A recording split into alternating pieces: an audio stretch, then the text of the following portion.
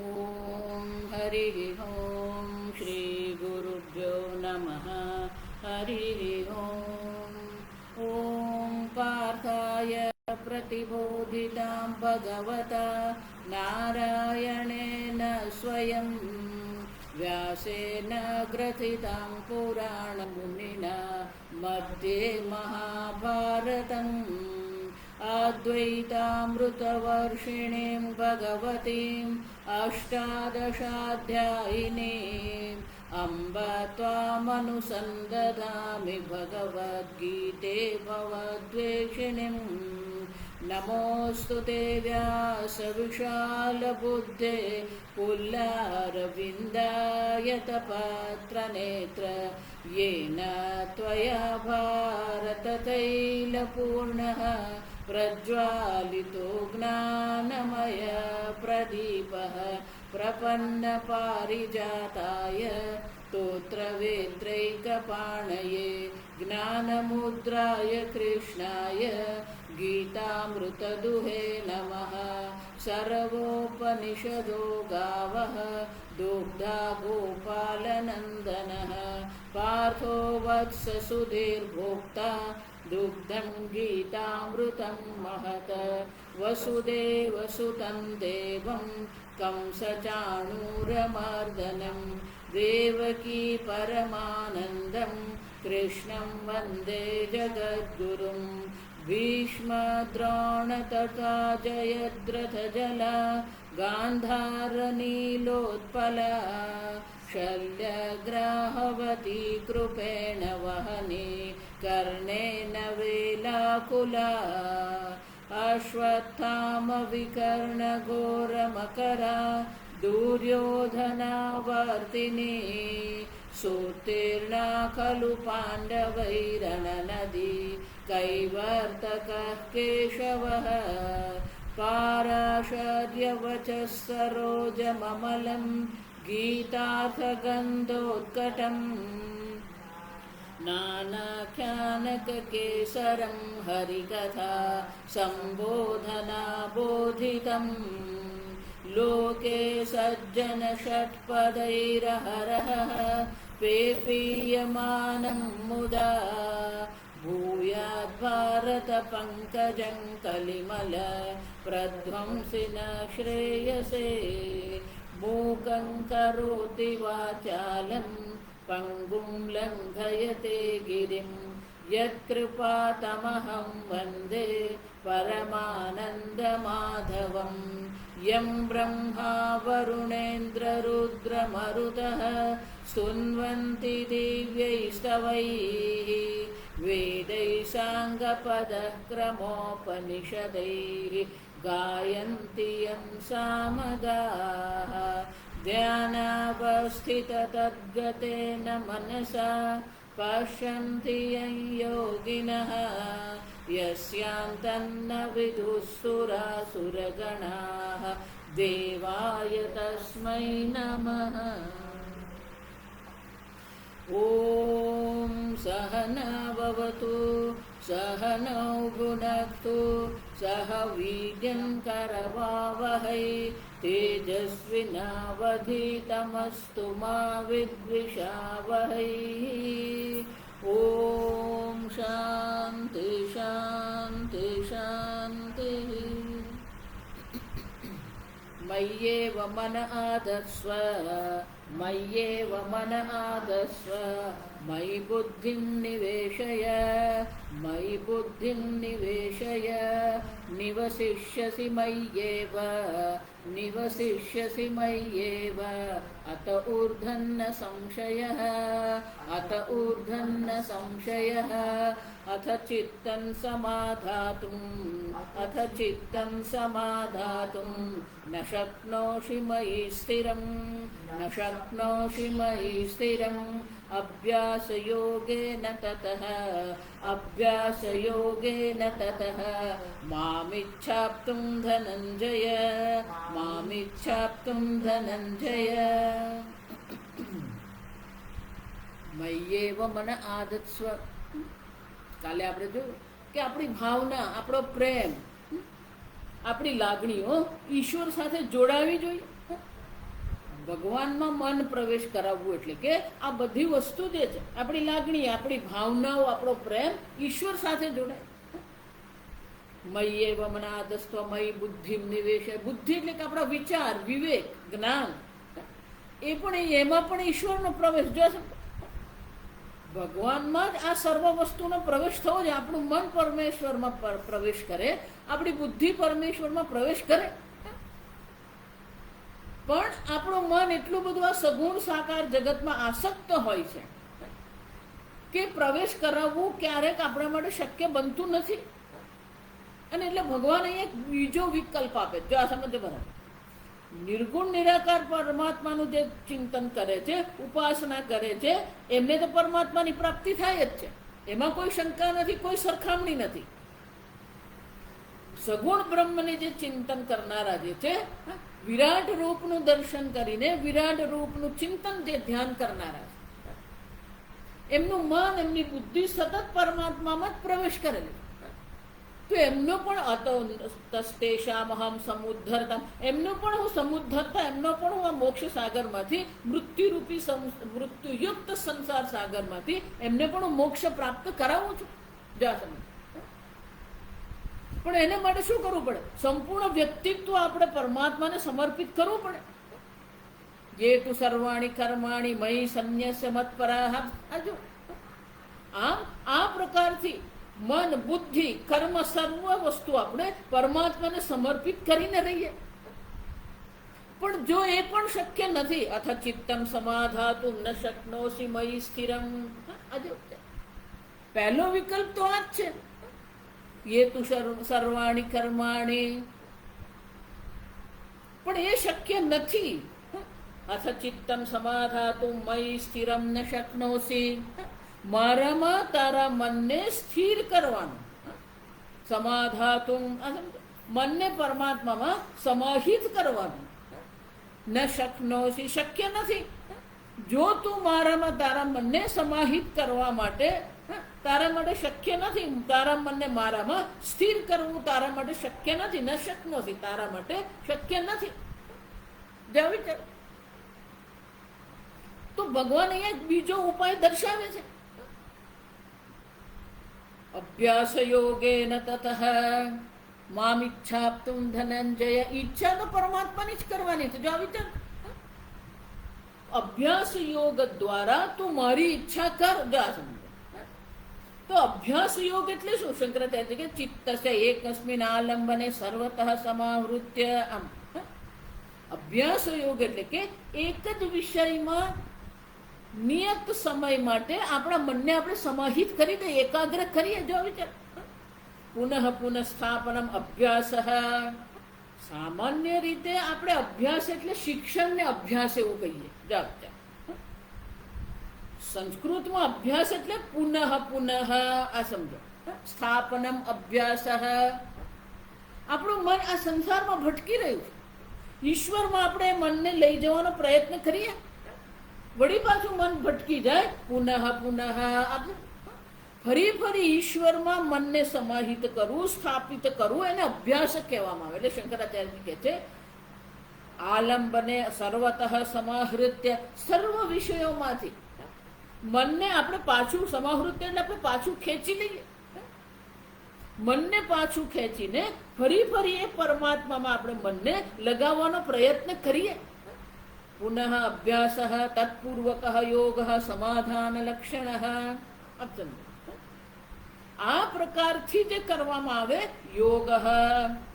જો વિચારજો, અહીંયા યોગ એટલે અષ્ટાંગ યોગ છે. આ વિચાર, એવું નથી કે વેદાંત અને અષ્ટાંગ યોગનો વિરોધ છે. આ સમજ. અને એટલા માટે અહીંયા શંકરાચાર્યજી કહે છે કે આ યોગ જે સમાધાન લક્ષણ છે, જે સમાધિ છે, જ્યાં સમાધિનો પણ અર્થ શું થાય? દ્રષ્ટુ સ્વરૂપે અવસ્થાનમ સમાધિ.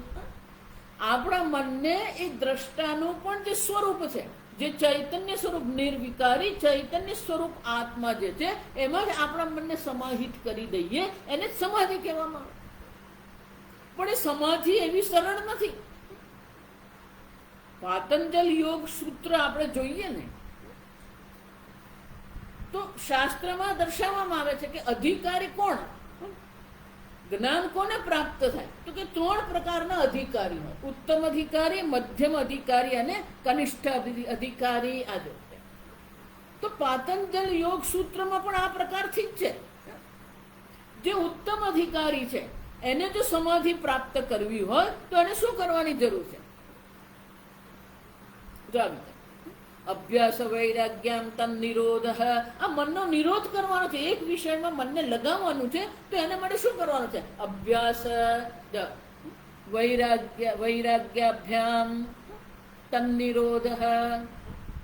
જો આ જ વસ્તુ 6ઠ્ઠા અધ્યાયમાં આપણે જોઈએ કે અર્જુને ભગવાનને કીધું ચંચલમ હિ મને કૃષ્ણ. ભગવાન, અમારું મન બહુ ચંચળ છે, એ તમારા સ્વરૂપમાં સમાહિત થતું જ નથી. આત્મચિંતન કરવા માટે સમાહિત એકાગ્ર થતું નથી.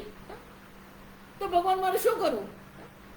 તો ભગવાન શું કહે છે? અભ્યાસેન તુ કૌંતેય વૈરાગ્યેણ ચ ગૃહ્યતે. 2 જ વસ્તુ છે. અભ્યાસ એટલે ફરી ફરી કરતા રહેવાનું છે. આ મનનો સ્વભાવ છે. જે વસ્તુ તમે વારંવાર કરો પછી મનને એની આદત પડી જાય. રોજ તમે એક જ સ્થાન પર, એક જ સમયે, એક જ આસન પર બેસીને જપ કરતા હોય, થોડા દિવસ તમે એ કરો એટલે શું થઈ જવાનું? મનમાં એનું એક સ્થાન બની જાય. જેવો સમય થાય એટલે તરત જ શું કરે? મન તમને પેલું યાદ દેવડાવે, ચાલો જપનો સમય થયો. એવું નથી મનને જપ ગમતું નથી, મનને એકાગ્રતા ગમતું, એવું નથી. એકાગ્રતા ગમતી નથી એવું છે જ નહીં. પણ એના અભ્યાસ એને તું કોંતે અર્જુને ફરી ફરી તારે કરવું પડે. યતઃ યતઃ નિશ્ચય. જે કારણથી આપણું મન બહાર જતું રહે છે, તતઃ તતઃ નિયમ્ય એતત. તે કારણથી આપણે મનને પાછું લાવવું પડે. સ્વામીજી એટલે બહુ સુંદર કે ધ્યાન એટલે એવું નથી કે એકાગ્ર થઈ ગયું, મન બહાર ભટકે છે એને પાછું આપણે શું કરવાનું? પાછું લાવવાનું છે. જો સમજો એને જ ધ્યાન કહેવાય. અને એવું કોઈ નથી કે એવું કહી શકે મારું મન ક્યારે ભટકતું જ નથી. કોઈ એવું કહી શકે જ નહીં. જો આ સમજજો, ગમે એવો મહાન યોગી હોય ને ગમે એવો મહાન સમાધિ વ્યક્તિ હોય, પણ એને પણ શું છે? મન ક્યારેક તો ભટકે જ છે. કારણ કે મનને ભટકવા માટે શું છે? ખાલી બાહ્ય કારણની આવશ્યકતા નથી. આપણી અંદર અનેક કારણો પડેલા જ છે. આ સમજ. ભલે બહારથી આપણને એવું દેખાય કે વ્યક્તિ શું કરી રહી છે? ધ્યાન કરી રહી છે, એનું શરીર સ્થિર છે, એની આંખો સ્થિર છે, આંખ મીચીને બેઠો છે, પણ એનો અર્થ એવો નહીં થાય કે ધ્યાન કરી રહ્યો. કેમ? આંતરિક રીતે એનું મન ક્યાંક ભટકતું પણ હોય. જો એટલે 3જા અધ્યાયમાં ભગવાન કહી ગયા, ઇન્દ્રિયાણી સંયમ્ય આસ્તે યહ.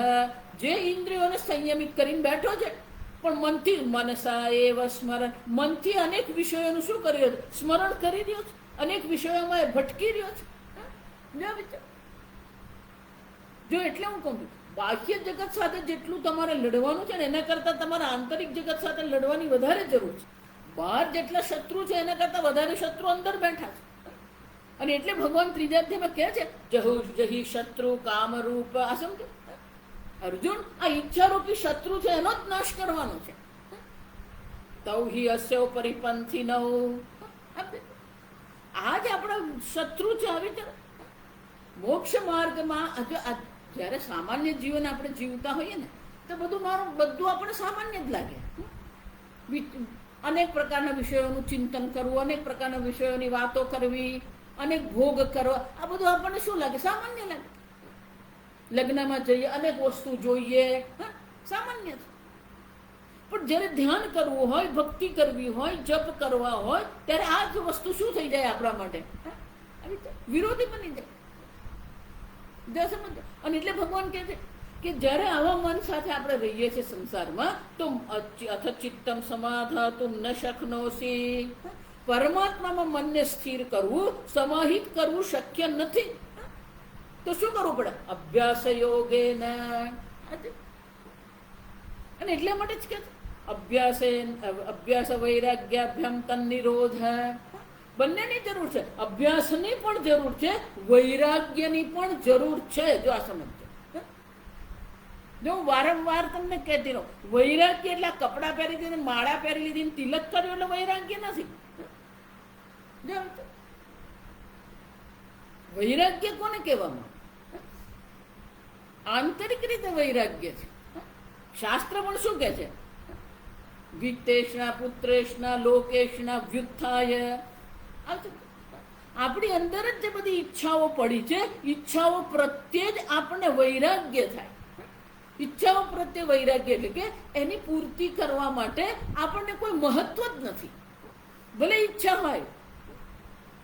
કોઈનું મન, જો કેટલીક વસ્તુ હું કહું ને તો તમને એવું લાગે કે આ કેમ કહે છે. કોઈનું પણ મન એવું નથી કે જે ઈચ્છાથી મુક્ત હોય, રાગદ્વેષથી મુક્ત હોય. સ્વામીજી એટલે કહેતા કે બે પ્રકારના રાગદ્વેષ છે. એક રાગદ્વેષ છે જે બંધનકારક છે, બીજા પ્રકારના રાગદ્વેષ છે જે બિનબંધનકારક. બિનબંધનકારક એટલે કે બાઇન્ડિંગ, નોન બાઇન્ડિંગ. બંધનકારક એટલે જેની પૂર્તિ નહીં કરે ત્યાં સુધી આપણને શાંતિથી જીવવા નહીં દે. અરે કેટલીક એવી ઈચ્છાઓ હોય છે જેની પૂર્તિ કરે તોય ઠીક છે, ન પૂર્તિ થાય ઈચ્છાની તોય આપણું મન શાંત જ રહે. તો જ્ઞાની જે છે, સાધક જે છે એ કોણ છે? જેના મનમાં ઓછામાં ઓછી બંધનકારક ઈચ્છાઓ જે છે ને,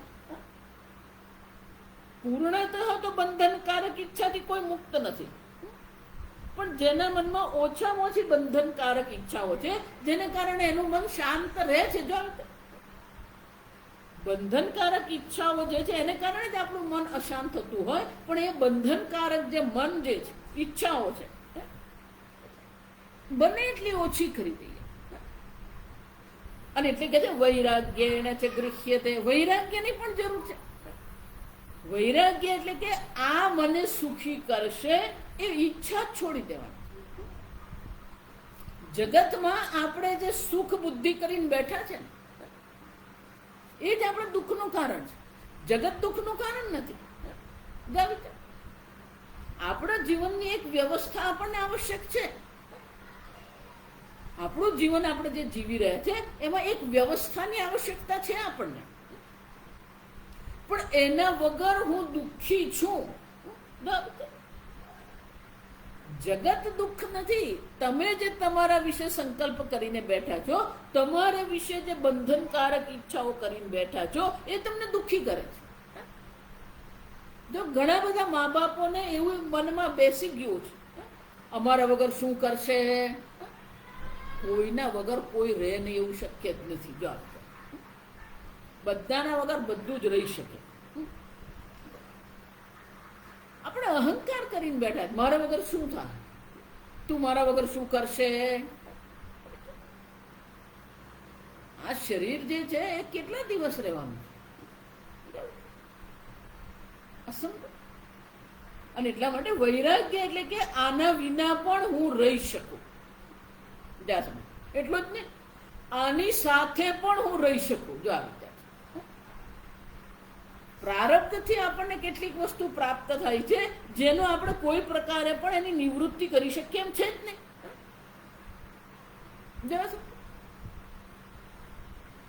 તો જે આપણા જે વસ્તુનું આપણે પરિવર્તન કરી શકીએ એમ નથી, જેને આપણે સ્વીકારવું પડે એમ જ છે. તો એમાં દુઃખી થવાને બદલે, વિરોધ કરવાને બદલે આપણે એને સ્વીકારી લઈએ. જો એટલે પેલી અંગ્રેજીમાં પ્રાર્થના છે. ભગવાનને પ્રાર્થના કરવામાં આવે, મનને શાંત કરવું તો આ પ્રાર્થના બહુ આવશ્યક છે. હે ભગવાન, મને એ સ્વીકારવા માટે ધૈર્ય આપો જે હું બદલી શકું. જીવનમાં હું બદલી શકું એમ નથી. આપણા પ્રારબ્ધ પ્રમાણે આપણે ઘણી બધી વસ્તુ એવી પ્રાપ્ત થઈ છે જે આપણે ક્યારેય બદલી શકીએ એમ છે જ નહીં. તો એને આપણે શું કરવું પડે? સ્વીકારવું જ પડે. Give me courage to accept what I cannot change. કેટલીક વસ્તુ છે આપણે બદલી શકીએ. Give me will to change what I can change. મને એવો સંકલ્પ, દ્રઢ સંકલ્પ આપો જેને કારણે જે બદલી શકાય એમ છે એને હું બદલવા માટેનો પ્રયત્ન કરું, સંકલ્પ કરું. જો વિચાર, જે નથી બદલી શકાતું એમાં આપણે સંઘર્ષ કરવાની જરૂર નથી. માતા છે, પિતા છે, ભાઈ બહેન છે, આપણું પરિવાર છે, જો દેશ, કાળ, વસ્તુ, શરીર, મન, બુદ્ધિ, ઇન્દ્રિય, મારી આંખ આવી કેમ છે, સતત આપણે શું કરીએ? વિરોધ કરીને સંઘર્ષ કરી રહ્યા છે. સંઘર્ષ મુક્ત મન બનાવવું હોય તો જે નથી બદલી શકાય એમ એને આપણે સ્વીકારી લઈએ, અને જે બદલી શકાય છે એને શું કરવાનું? બદલવા માટેનો પ્રયત્ન કરવો પડે. પણ પ્રશ્ન એ છે કે કોને બદલી શકાય, કોને નહીં બદલી શકાય. અને એટલા માટે ત્રીજી પ્રાર્થના કરવી પડે, હે ભગવાન, મને એ પ્રકારને સમજ આપો, શાણપણ આપો કે હું સમજી શકું કોને બદલી શકાય છે, કોને બદલી શકાતું નથી. Give me wisdom to understand what I can change, what I cannot change. વૈરાગ્ય એટલે જેને આપણે બદલી શકીએ એમ નથી, ત્યાં આપણે સ્વીકાર બુદ્ધિ કરીએ. જ્યાં બદલવાનું છે ત્યાં બદલીએ આપણે. અને સ્વામીજી બહુ સુંદર કહે, nobody can change nobody, anybody. કોઈ કોઈને બદલી શકે એમ છે જ નહીં. બદલવું હોય તો આપણે આપણી જાતને બદલી શકીએ, પણ એ પણ ક્યારે શક્ય બને? તમે સંકલ્પ કરો તો. જો આવી તમને જો એમ થતું હોય કે ના રે માતાજી, મારું તો બધું બરાબર જ છે, તો ઠીક છે, બરાબર છે, ચાલો. કોઈ ના પાડવાની જ નહીં. મારા જીવનનો નિયમ જ છે, કોઈ ના પાડવાની જ નહીં. પેલો કે મારે લગ્ન કરવા જ કર, પેલો કે મારે લગ્ન નથી કરવા નહીં કર. કેમ? કે દરેક પોતાના મનનું ધારેલું જ કરવાના. આપણે ગમે એટલી કોઈને સલાહ આપે ને ગમે એટલું કહીએ ને, જો આવી લોકો વર્ષો સુધી વેદાંત સાંભળે ને પછી પાછા એવા ને એવા જ હોય. જાઓ, એટલે કોઈને કશું કહેવાનું જ નહીં. આવી આવી બદલવું હોય તો આપણી જાતને બદલવી પડે, આપણે પોતાને બદલવી. એને જ કહેવાય અભ્યાસ અને વૈરાગ્ય. સમજો, અભ્યાસ એટલે શું છે? આપણે એ પ્રકારનું મન બનાવીએ, એ પ્રકારની બુદ્ધિ બનાવીએ કે આપણે સતત પુનઃ ફરી ફરી એ પરમાત્માનું ચિંતન કરી શકીએ. વૈરાગ્ય એટલે કે આ જગતમાં કોઈ સુખ દુઃખને નિશ્ચય નથી કરવાનો. જો એટલા માટે બે શબ્દો જો આપણા જીવનમાંથી નીકળી જાય ને તો ઘણી શાંતિ થઈ જાય. સારું અને ખરાબ, બેડ એન્ડ ગુડ. આ જગતમાં કોઈ વસ્તુ સારી નથી, કોઈ વસ્તુ ખરાબ પણ. શાસ્ત્ર ક્યારે એવું નથી કહેતું કે આ અસુર ખરાબ છે, રાવણ ખરાબ છે એવું નથી કહેતા. જો વિચારી જોજો, દેવતાઓ સારા છે એવું આપણે નથી કહેતા. જો વિચાર, જો આટલી પણ વિચારસરણી આપણે બદલીએ ને તો ઘણી બધી મનમાં શાંતિ થઈ જાય. કારણ કે આપણે આપણા મનમાં જ આ બધું ગોઠવીને જ બેઠા છે. આ ખરાબ છે, આ સારો છે. દરેક વ્યક્તિનો પોતાનો સ્વભાવ છે અને એ સ્વભાવ પ્રમાણે જ વર્તન કરવાની છે. એને માટે પછી આપણે એમ કહીએ કે આ સારો, એ સારો છે, ખરાબ છે, આપણને શું ફરક પડે? પણ આપણે સતત એવું ચિંતન કરીએ. પણ શાસ્ત્ર જો વિચારી ગયો, શ્રી રામ ભગવાને રાવણને માર્યો, પણ શું રામ ભગવાનને એવો નિર્ણય હતો કે રાવણ ખરાબ છે, વિભીષણ સારો છે? નહીં. ચિંતન કરવું તો સારા અને ખરાબનું ચિંતન નથી કરવાનું. ચિંતન કરીએ તો યોગ્ય અને અયોગ્ય, ધર્મ અને અધર્મનું ચિંતન કરીએ. રાવણ અધર્મનિષ્ઠ હતો અને એટલા માટે એને મારવો પડ્યો. ખરાબ હતો ને, દાનવો ખરાબ નથી. જો વિચાર, દાનવો અધર્મ કરી રહ્યા છે. વિભીષણ ધર્મયુક્ત હતા. ક્યાં ધર્મ છે, ક્યાં અધર્મ છે, ક્યાં યોગ્ય છે, ક્યાં અયોગ્ય છે, સમજો બરાબર. પણ ધર્મ પણ કેવો છે? ધર્મ પણ સાપેક્ષ છે. એક સ્થાન પર જેને આપણે ધર્મ કહીએ છીએ, બીજા સ્થાન પર એ શું બની જાય? અધર્મ બની શકે છે. જો મોટા ભાગેના સાધકો જો ગરબડ કરે ને, અહીંયા જ ગરબડ કરે. ધર્મ ને અધર્મ જ સમજતા નથી. એની સાપેક્ષિક, એની જે સાપેક્ષિકતા જે છે એ સાપેક્ષ ધર્મને આપણે સમજી જ નથી રહ્યા. અર્જુનને પણ એ જ હતું. યુદ્ધ અધર્મ છે, ભગવાન અમને નરકમાં લઈ જશે, એનો આ નિર્ણય હતો. પણ ભગવાન શું કે છે? ધર્મ યુદ્ધ, આવું ધર્મયુક્ત યુદ્ધ ક્ષત્રિયોને બહુ દુર્લભ છે. જો વિચાર, ક્ષત્રિયસ્ય ને લભ્યતે. અર્જુનની દ્રષ્ટિએ આ અધર્મ હતો, પણ ભગવાન શું કહે છે? આ ધર્મયુદ્ધ છે. ક્યાં આપણે શું બોલીએ છીએ એનું મહત્વ છે ને. કોની સામે બોલીએ છીએ એ પણ મહત્વનું છે. વ્યક્તિ છે, સ્થાન છે. જો દરેક સ્થાન પર દરેક વસ્તુ લાગુ પડે નહીં. સાપેક્ષિકતા, જગત સાપેક્ષ છે અને ધર્મ અધર્મ પણ શું છે? સાપેક્ષ છે. જો હમણાં જ મારે આ ધર્મ પર મારે એક લેખ લખવાનો હતો, એમાં લેખમાં 2 પાના તો આ ધર્મ સાપેક્ષ છે જ સમજાવવામાં ગયા. જો વિચારી, સત્ય ધર્મ છે નહીં. જો એ સત્ય હિંસા કરનાર છે તો પછી એ સત્ય શું છે? અધર્મ બની જાય. આ સમજો, અહિંસા ધર્મ છે નહીં. જો વિચાર, અહિંસા જો ધર્મ છે એમ તમે પકડીને બેસી રહેશો ને તો પછી ભગવાને જે યુદ્ધ કર્યું એ શું બની જાય? અધર્મ બની જાય. અહિંસા પરમો ધર્મ, હિંસા તથૈવ ચ ધર્મ. આ સમજો, મહાભારતમાં કહે છે અહિંસા પરમો ધર્મ. પેલું અડધું વાક્ય પકડીને બેસી ગયા છે આપણે. હિંસા તથૈવ ચ, હિંસા પણ ધર્મ બની શકે. જો વિચાર, જરૂર પડી તો વાનર સેના જે લડતી હતી, તો વાનર સેનાએ યુદ્ધ જે કર્યું, રામ ભગવાને જે યુદ્ધ કર્યું, શાના માટે કર્યું? આગ લગાવવી એ તો આતતાઈ કહેવામાં આવે. જો કોઈના ઘરને આગ લગાવવી, કોઈને ઝેર આપવું, આ બધા આતતાઈના લક્ષણ છે. પણ હનુમાનજી ભાઈ લંકા સળગાવીને આવ્યા. જો આખી લંકાને હનુમાનજી શું કર્યું? સળગાવી દીધી. તો હનુમાનજી આતતાઈ થઈ ગયા. સમજો બરાબર? ધર્મની સાપેક્ષતા સમજતા જ નથી આપણે. રાજકારણ કોને કહેવામાં આવે, ધર્મ કોને કહેવામાં આવે, અધ્યાત્મ કોને કહેવામાં આવે, અલગ વસ્તુ છે. વૈરાગ્ય એટલે શું છે?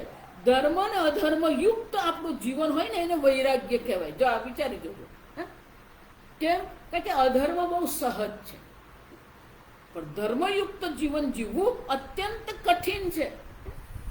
કે ધર્મ સ્વયં સાપેક્ષિક છે, જ્યારે સાપેક્ષ ધર્મ જે છે એને અનુરૂપ જીવન જીવવું હોય તો આપણું મન પણ કેવું હોવું જોઈએ? સતત આપણું મન સાવધાન હોવું જોઈએ. અને એટલે માટે તૈત્રીય ઉપનિષદમાં શું કહે છે? ધર્માન પ્રમદિતવ્યમ કુશલાન પ્રમદિતવ્યમ. આ જેમ યોગ કર્મસુ કૌશલમ. કુશળતા એટલે કર્મમાં કુશળતા નહીં, કર્મમાં કુશળતા જુઓ ને તો પેલો ચોર પણ શું કહેવાય? કર્મયોગી બની જાય. કુશળતા ક્યાં છે? જો વિચાર, યોગ કર્મસુ કૌશલમ જે ભગવાન કહી રહ્યા છે એ કુશળતા ક્યાં છે? ધર્મ અને અધર્મમાં છે. એટલે માટે તૈત્રીય ઉપનિષદમાં શિક્ષાવલ્લીમાં કીધું ધર્માન પ્રમદિત. ધર્મમાં ક્યારેય પ્રમાદ નહીં કરવાનો. પ્રમાદ નહીં કરો એટલે ક્યાંય બાંધછોડ નહીં. કુશલાન પ્રમદિતવ્યમ. પણ એ ધર્મ કોને કહેવાય, અધર્મ કોને કહેવાય, એની સાવધાનતા, એની કુશળતા આપણામાં હોવી જોઈએ. કયા દેશ, કયા કાળ, કયા સ્થાન પર કયું વાક્ય ધર્મ કહેવાય, કયું વાક્ય અધર્મ કહેવાય, એ કુશળતા આપણા મનમાં છે તો એ વૈરાગ્ય છે. કેમ? કારણ કે વૈરાગ્ય એ છે જે આપણા મનને કેવું બનાવે. વૈરાગ્યમે વહી અભયમ. જ્યાં સમજો, જ્યાં વૈરાગ્ય છે ને ત્યાં 2 વસ્તુ છે. આ બરાબર સમજો. એક તો પહેલું આપણું મન શાંત છે. વૈરાગ્ય હોય ને ત્યાં મન શાંત હોય. કેમ શાંત છે? એ ધર્મનિષ્ઠ મન છે. પણ એ ધર્મનિષ્ઠ મન જે છે એ જાણે છે, કુશળતા એનામાં છે કે કોને ધર્મ કહેવાય, કોને અધર્મ કહેવાય. જો એટલે હું કહું, ભગવદ્ ગીતામાં પ્રથમ અધ્યાયમાં અર્જુને જેટલી પણ દલીલ કરીને એ ધર્મયુક્ત દલીલ હતી. ધર્મશાસ્ત્ર વિરોધી બિલકુલ નથી. આ સમજો બરાબર? અર્જુન કઈ મૂર્ખ નતો.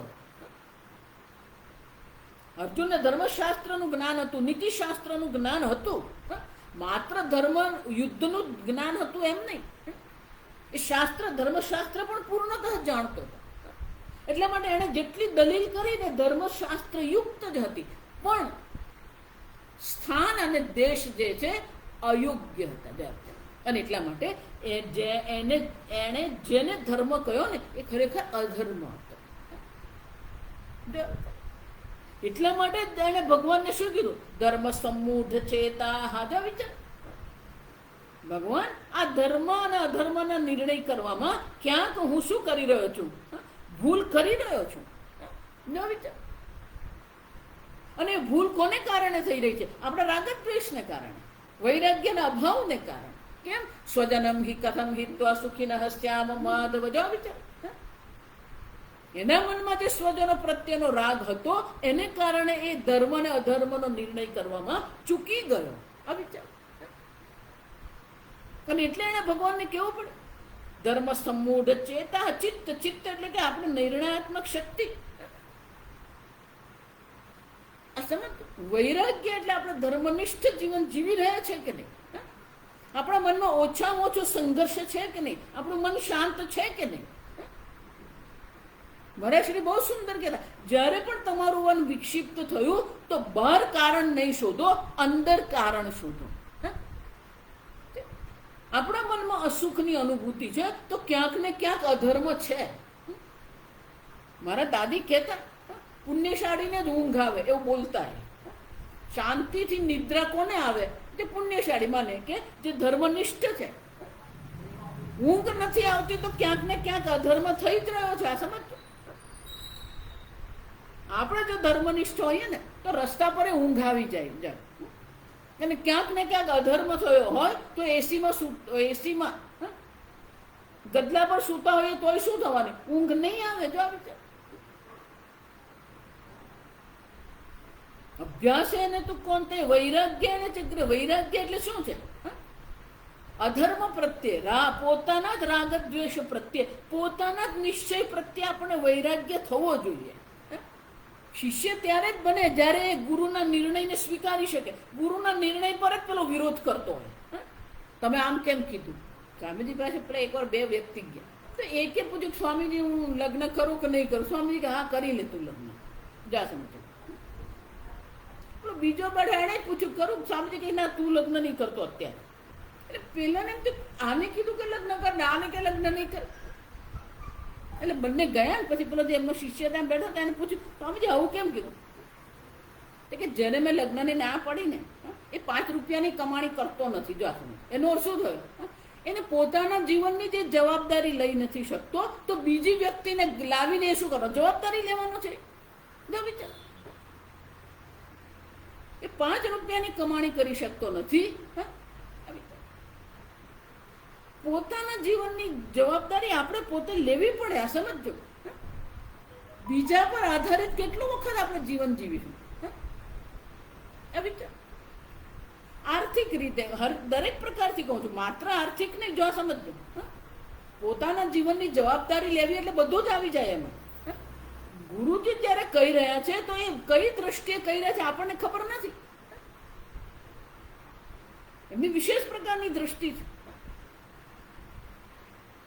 ધર્મ પોતાના જ રાગ દ્વેષ નિશ્ચય પ્રત્યે જ્યાં સુધી વૈરાગ્ય નહીં થાય ત્યાં સુધી બ્રહ્મ જ્ઞાનની કોઈ શક્યતા નથી. આ સમજો. આપણે આપણા જ રાગ દ્વેષમાં શું કરી રહ્યા છે? ઘૂમી જ રહ્યા છે. આપણા જ રાગ દ્વેષ પ્રત્યે આપણે શું થાય? વૈરાગ્ય થઈ જાય. સ્વામીજીનો આ સ્વામીજીની વૈરાગ્યની વ્યાખ્યા છે. પોતાના જ રાગ દ્વેષ પ્રત્યે આપણને વૈરાગ્ય થવું. અને એટલા માટે અભ્યાસેન ચ કોન્તે વૈરાગ્યેન ચ ગૃહ્યતે. અભ્યાસ કોને કહેવામાં? પુનઃ પુનઃ સ્થાપિતમ મનઃ. ફરી ફરી એ મન જે અનેક વસ્તુમાં ભટકી રહ્યું છે એ મનને ફરી ફરી આપણે પરમાત્મા સ્થાપિત કરવાનો પ્રયત્ન કરીએ એને અભ્યાસ કહેવામાં આવે. અને જે વિષયો પ્રત્યે આપણને સુખ દુઃખની અનુભૂતિ છે એના પ્રત્યે આપણે વૈરાગ્ય કહેવાય. કોઈ વસ્તુ સુખી નહીં કરે. સુખ દુઃખસ્ય ન કોપી દાતા. શ્રી રામ લક્ષ્મણને સ્પષ્ટ રૂપે કહે છે કે કોઈ તમને સુખી કરતું નથી, કોઈ તમને દુઃખી કરતું જ નથી. આપણે જ આપણે પોતાના દુઃખનું કારણ. જો એટલે જ છઠ્ઠા અધ્યાયમાં બુદ્ધરે આત્મનાત્માનમ નાત્માનમ અવસાદયેત આત્મૈવ હ્યાત્મનો બંધુ આત્મૈવ રિપુરાત્મન. તમે જ તમારા બંધુ છો, તમે જ તમારા મિત્ર છો, તમે જ તમારા શત્રુ છો. કોઈ તમારો શત્રુ મિત્ર નથી, કોઈ તમારો વિરોધી નથી. તમારે જ તમારો ઉદ્ધાર કરવાનો છે. પણ એ ઉદ્ધાર કરવા માટે પહેલો તો આ નિર્ણય જોઈએ, બાહ્ય જગતમાં મારા કોઈ મિત્ર ને શત્રુ છે. જે મિત્ર શત્રુ છે અહીંયા જ છે. મન એવ મનુષ્યાણામ કારણમ બંધ મોક્ષયો. આપણું જ મન કારણ છે. જો બંધન માટે પણ આપણું મન કારણ છે, મોક્ષ માટે પણ આપણું જ મન કારણ છે. અન્ય પર દોષારોપણ કરવાથી કંઈ થવાનું નથી. અને એટલે જ ભગવાન કહે છે અભ્યાસ યોગે ન તતઃ. તતઃ તતઃ એટલે કે તો પછી, જો તારું મન તું મારામાં સમાહિત કરી શકે એમ નથી, તારી બુદ્ધિ મારામાં સમાહિત પ્રવેશિત થઈ શકે એમ નથી, તો તું શું કર? અભ્યાસ યોગે ન તતઃ. પણ અભ્યાસ અને વૈરાગ્ય, જો આપણે સમજો, પાતંજલિ યોગ સૂત્રમાં પણ આ પ્રકારથી જે ઉત્તમ અધિકારી છે એને માટે તો આ બે જ સાધન છે, અભ્યાસ અને વૈરાગ્ય. પણ જો અભ્યાસ અને વૈરાગ્ય પણ સંભવ નથી, તપઃ ક્રિયા ઈશ્વર પ્રણિધાનમ, તો જે મધ્યમ અધિકારી છે એને માટે શું છે? તપશ્ચર્યા કરો. ઓછામાં ઓછા ભોગથી આપણે જીવન જીવીએ. બે થી ચાલતું હોય તો ત્રીજું કરવાની જરૂર જ નથી.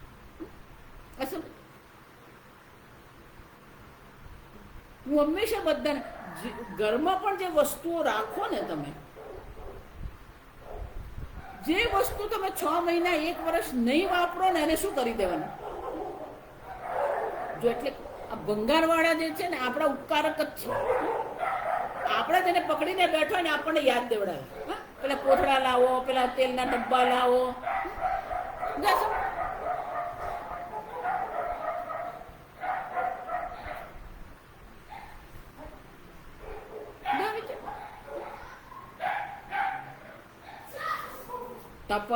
તપશ્ચર્યા ઈશ્વર પ્રણિધાનમ.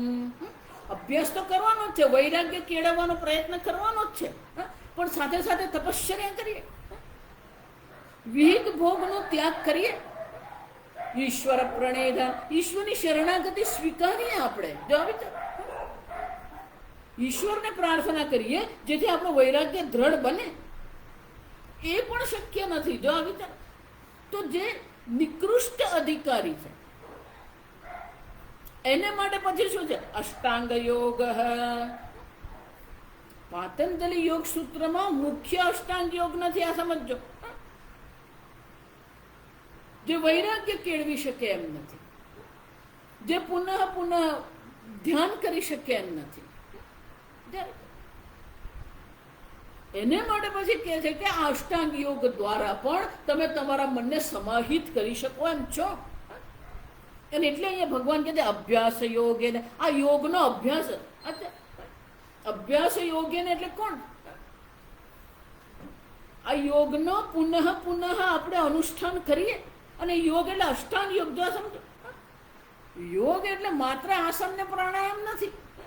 યમઃ નિયમઃ. જો જેમ આ વેદાંતમાં આપણે કહીએ ને, વિવેક, વૈરાગ્ય, સમાધિ, ષટક સંપત્તિ, મુમુક્ષુત્વમ, આ બહિરંગ સાધન છે. શ્રવણ, મનન અને નિધિધ્યાસન એ અંતરંગ સાધન છે. જો એ જ રીતે આ યમ નિયમ જે છે 8, જે આપણે અષ્ટાંગ યોગ જે કહેવામાં આવે, અષ્ટાંગ યોગમાં પણ શું છે? યમ, નિયમ, આસન, પ્રાણાયામ, પ્રત્યાહાર,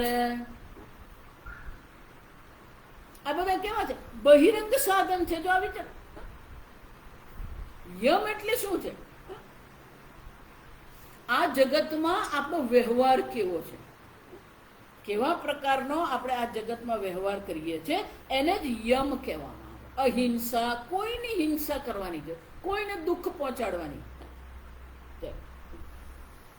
ન પરપીડનમ, અહિંસા, સત્ય, બ્રહ્મચર્ય, અસ્થેય, અપરિગ્રહ. અસ્થેય, કોઈની પણ કોઈ વસ્તુને આપણે ચોરી નથી કરવાની, કોઈ વસ્તુ પ્રત્યે આપણે કોઈ આસક્તિ નથી કરવાની. અપરિગ્રહ, જે આપણા જીવન જીવવા માટે આવશ્યક નથી એવી વસ્તુનો આપણે શું કરીએ? ત્યાગ કરીએ. પરિગ્રહ કરો ને સંગ્રહ કરો. બ્રહ્મચર્ય, ઓછામાં ઓછા ભોગથી જીવન જીવીએ ને એને બ્રહ્મચર્ય કહેવાય. આમ આ જગતનો આપણો વ્યવહાર કેવો? નિયમ, આપણું વ્યક્તિગત જીવન કેવું છે? શૌચમ, પહેલું જ કહ્યું છે શૌચમ સંતોષ. શૌચમ, બાહ્ય પણ આપણી સ્વચ્છતા હોવી જોઈએ. કોઈના પણ ઘરે જઈએ તો ઘર કેવું હોય? સ્વચ્છ હોવું જોઈએ. એ બધી વસ્તુ ગમે તેમ પડી હોય, બાહ્ય વસ્તુ જો તમે વ્યવસ્થિત રાખી શકતા નથી તો આંતરિક વસ્તુ તો ક્યાંથી વ્યવસ્થિત થવાનું? આજકાલના મોટે ભાગેના મમ્મીઓની આ જ ફરિયાદ હોય. કેમ? એટલે બાળકોનો રૂમમાં જાય ને તો મમ્મી બિચારી અકળાઈ જાય. કેમ કે બાળકો પેન્સિલ અહીંયા મૂકી હોય, નોટ અહીંયા મૂકી હોય ને કોમ્પ્યુટર આમ હોય, બધું ગમે તેમ હોય. એટલે મમ્મીની દ્રષ્ટિએ પેલું શું છે? અવ્યવસ્થા છે. જા વિચાર. અને મમ્મીની દ્રષ્ટિએ અવ્યવસ્થા એટલા માટે છે કે એણે પેલું રોજ રૂમ સાફ કરવો હોય ને ત્યારે આ બધું ગમે તેમ પડ્યું તો રૂમ સાફ કરવું પણ એને માટે શું થઈ જાય? અઘરું પડી જાય. તો બાહ્ય સ્વચ્છતા પણ આવશ્યક છે. દરેક વસ્તુ વ્યવસ્થિત ગોઠવી હોય તો સ્વચ્છતા એટલે કે આ બધી સફાઈ કરવી સરળ બને. પણ બધું ગમે તેમ પડેલું હોય તો એને સફાઈ કેવી રીતે કરો તમે? બાહ્ય શૌચ, બાહ્ય સ્વચ્છતા આવશ્યક છે. આપણું શરીર, આપણા વાળ, આ બધી જ વસ્તુ જો સમજો, બાહ્ય એટલે ફક્ત બહાર નહીં. આંતર શૌચ એટલે શું છે? પવિત્રતા આપણા મનમાં છે કે નહીં? આપણું મન શુદ્ધ પવિત્ર છે કે નહીં? શૌચમ સંતોષ. સંતોષ એટલે કે પ્રારબ્ધથી જે પ્રાપ્ત છે એમાં આપણે પ્રસન્ન રહી શકીએ છીએ કે નહીં? સંતોષ. ગુજરાતીમાં તો આપણે કહીએ સંતોષી નર સદા સુખી.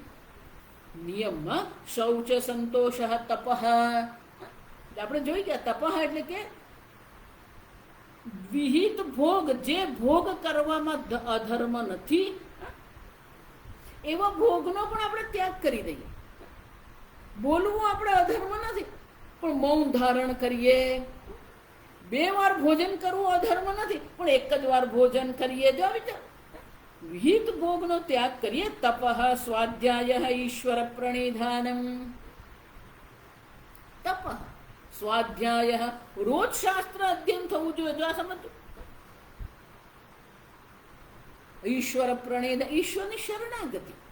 યમ નિયમ આસન સ્થિરમ સુખમ આત્મન. જે આસન પર આપણે 42 મિનિટ બેસી શકીએ ને એ સ્થિર આસન કહેવાય.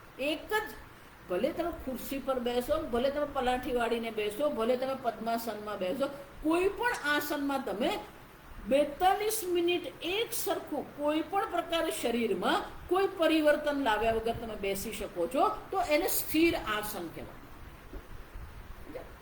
સુખમ સ્થિરમ આસનમ. સુખમ એટલે કે આપણા શરીરના કોઈ પણ અંગમાં કોઈ પણ પ્રકારની પીડા નહીં થવી જોઈએ. જો ઘણી વાર આપણે પલાઠી વાળીને બેસે, ખાલી ચડી જાય અથવા તો ખોટું પડી જાય, દુખવા માંડે, ઘૂંટણ દુખે, પગ દુખે, તો એ પછી અસુખ છે. સુખમ સ્થિરમ આસન. પ્રાણાયામ. પ્રાણાયામ 2 પ્રકારથી છે. એક છે પ્રાણ ઈક્ષણમ. ધ્યાનમાં આપણે બેસીએ, માત્ર આપણે આપણા પ્રાણ જે નૈસર્ગિક રીતે પ્રાણ અને અપાન, શ્વાસ અને ઉચ્છ્વાસ જે ચાલી રહ્યા છે એનું આપણે નિરીક્ષણ કરતા રહીએ. કેમ? કે પ્રાણ જે છે, જો આ મનને શાંત કરવું જ પડે, મનને સમાહિત કરવું હોય તો આવશ્યક છે. ઉપદેશ સારમમાં એટલા માટે રમણ મહર્ષિજી કહે છે, ચિત્તવાયવ ચિત્ક્રિયાયુતા શાખયોર્દ્વયી શક્તિ મૂલિકા મૂલકા.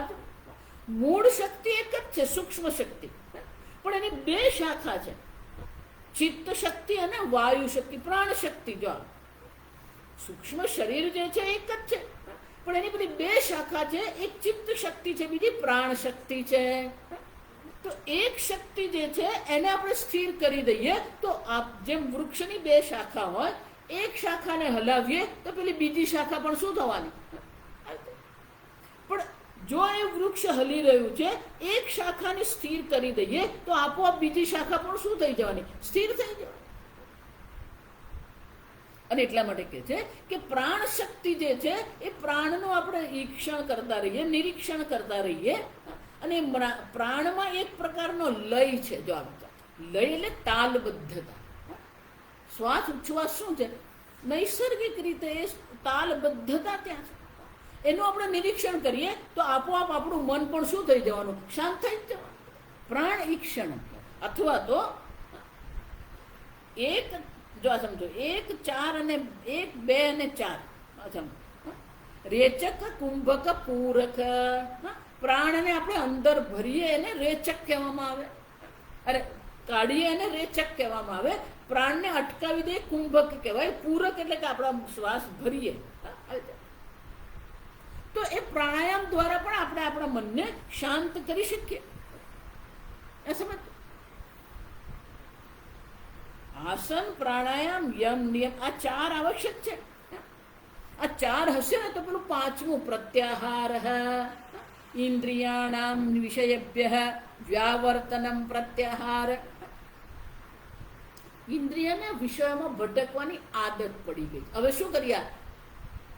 ફરીથી એને આહાર એટલે ગ્રહણ કરવું. જો પ્રત્યાહાર એટલે કે ઇન્દ્રિયોને વિષયોમાંથી પાછી ખેંચી લેવી. તમારે મન, તમારી ઇન્દ્રિય, તમારા શરીર સાથે તમારે સોદો કરવો પડે, ડીલ કરવું પડે. ઇન્દ્રિયને કેવું, અત્યારે મારે જપ કરવા છે, આપણે ભટકવાની જરૂર નથી. આપણા મનને કેવું પડે, અત્યારે આપણે જપ કરવો છે, તું શાંત થઈ જા, પછી ત્યારે જ્યાં ફરવું હોય ત્યાં ફરતું રહેજે. પ્રત્યાહાર એટલે કે જ્યારે આપણે ધ્યાન કરવા બેસીએ, જ્યારે આપણે જપ કરવા બેસીએ, પૂજા કરવા બેસીએ, ત્યારે આપણી ઇન્દ્રિયો પણ શું છે, વિષયોમાં ભટકતી નહીં હોય, વિષયોમાંથી પાછી આવે. પ્રત્યાહાર. ધારણા, દેશ નિબંધશ્ચ ચિત્તસ્ય ધારણા. એક વિષયમાં, એક દેશમાં, એક સ્થાન પર આપણા મનને અટકાવી દઈએ. જો નિબંધન, ધ્યાન કરીએ ને તો આપણા શરીરનું જો આપણે નિરીક્ષણ કરીએ ને તો મન આપણું શું થઈ ગયું, એક શરીરમાં આવી ગયું. બહાર બીજા દેશોમાંથી એ શું થઈ ગયું, એક જગ્યા પર આવી ગયું. દેશ નિબંધશ્ચ, અન્ય સર્વ છૂટી ગયું. ધ્યાન, ધ્યાનમ, વિજાતે વૃત્તિ પ્રવાહ. અનેક પ્રકારમાં મનને ભટકવાની આદત છે, અનેક વિષયોમાં. વિજાતીય વૃત્તિ, સજાતીય, વિજાતીય વૃત્તિ પ્રવાહ તિરસ્કારેણ. સજાતીય વૃત્તિ પ્રવાહ, એક જ વિષયમાં વૃત્તિઓ અનેક છે. જો સમજો, વૃત્તિઓ ભલે અનેક હોય પણ એ સર્વનો વિષય શું હોવો જોઈએ, એક જ હોવો જોઈએ. દીર્ઘકાલ પર્યંતમ, 1 મિનિટ 2 મિનિટ નહીં, જો અડધો કલાક, 1 કલાક, 2 કલાક આપણે શું કરી શકીએ? મનને એક જ વિષયમાં વૃત્તિનો પ્રવાહ ચાલતો રહે. સગુણ બ્રહ્મ માનસ વ્યાપાર ધ્યાનમ. અભ્યાસ યોગ, આ પ્રકારથી અર્જુન તું અભ્યાસ યોગ કર. એના દ્વારા પણ શું થશે, મન શાંત થશે. તો ધ્યાન આપણા માટે, ઈશ્વરમાં મનને સમાહિત કરવું આપણા માટે શક્ય બનશે.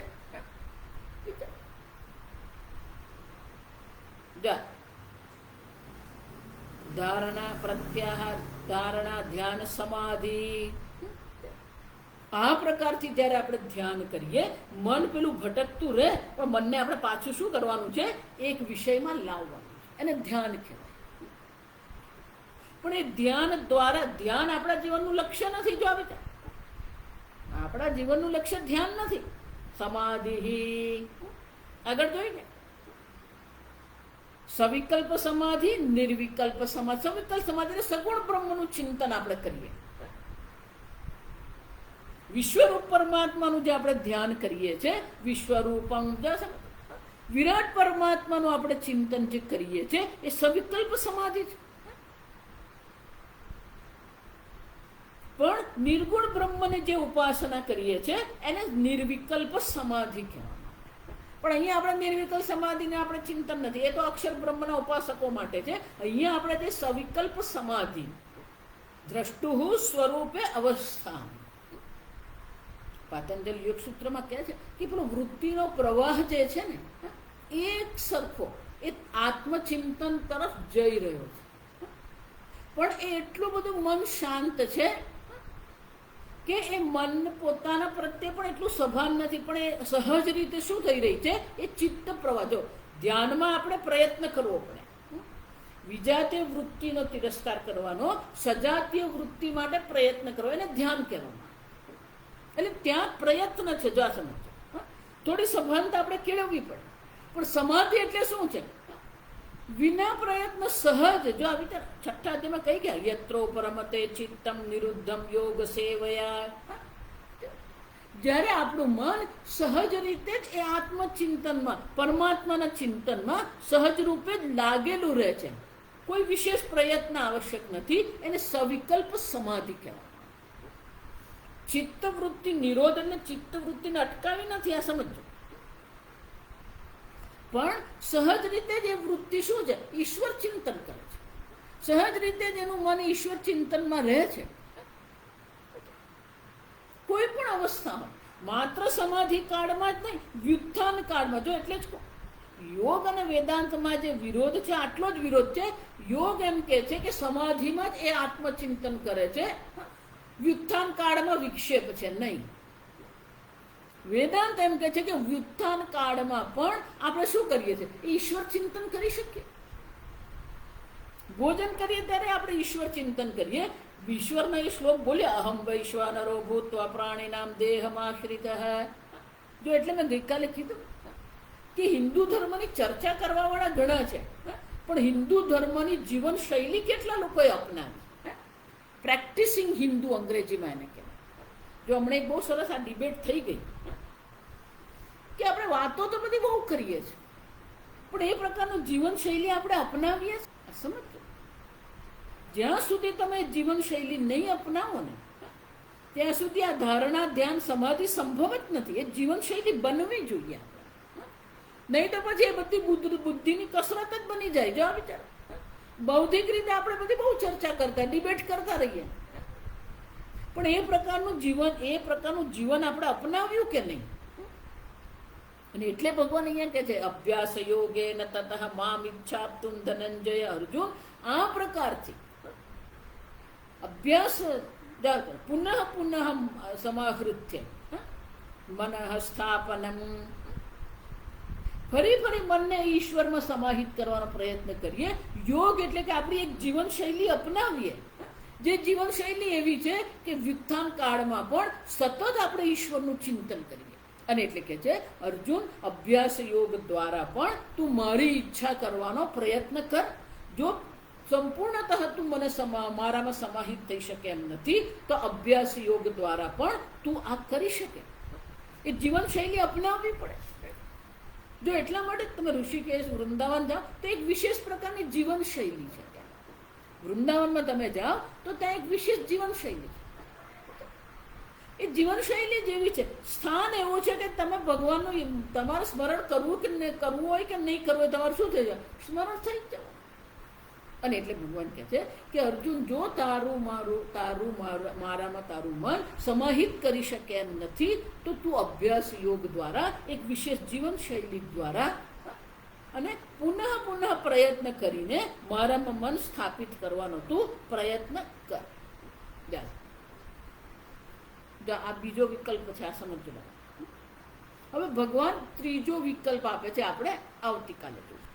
ઓમ સ્વસ્તિ પ્રજાભ્યઃ પરિપાલયન્તામ ન્યાયેન માર્ગેણ મહિં મહિષાઃ ગોબ્રાહ્મણેભ્યઃ શુભમસ્તુ નિત્યં લોકા સમસ્તા સુખિનો ભવન્તુ કાલે વર્ષતુ પર્જન્યઃ પૃથ્વી સસ્યશાલિની દેશોऽયં ક્ષોભરહિતઃ બ્રાહ્મણા સन्तુ નિર્ભયાઃ ઓમ સર્વેષાં સ્વસ્તિર્ભવતુ સર્વેષાં શાંતિર્ભવતુ સર્વેષાં પૂર્ણં ભવતુ સર્વેષાં મંગલં ભવતુ સર્વે ભવन्तુ સુખિનઃ સર્વે સन्तુ નિરામયાઃ સર્વે ભદ્રાણિ પશ્યन्तુ મા કશ્ચિદ દુઃખભાગ ભવેत् અસતો મા સદ્ગમય તમસો મા જ્યોતિર્ગમય મૃત્યુર્મા અમૃતંગમય. ઓમ પૂર્ણમદ પૂર્ણમિદં પૂર્ણાત પૂર્ણમુદચ્યતે પૂર્ણસ્ય પૂર્ણમાદાય પૂર્ણમેવાવશિષ્યતે. ઓમ શાંતિ શાંતિ શાંતિ. હરિ ઓમ. શ્રી ગુરુભ્યો ગુરુભ્યો નમઃ. હરિ ઓમ.